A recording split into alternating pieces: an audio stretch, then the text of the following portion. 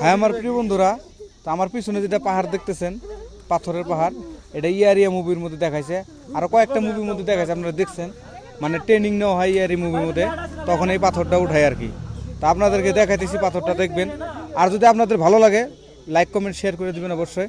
তো আপনারা দেখতে থাকেন। এই আমার এখানে জিজা আছে আর বোন জামাই আছে, এরা উঠবে এখানে। আমি উঠবো এখানে বন্ধুরা। তো আপনারা দেখতে থাকেন কিভাবে উঠি, ওটা দেখেন, আপনাদের মজা লাগবে।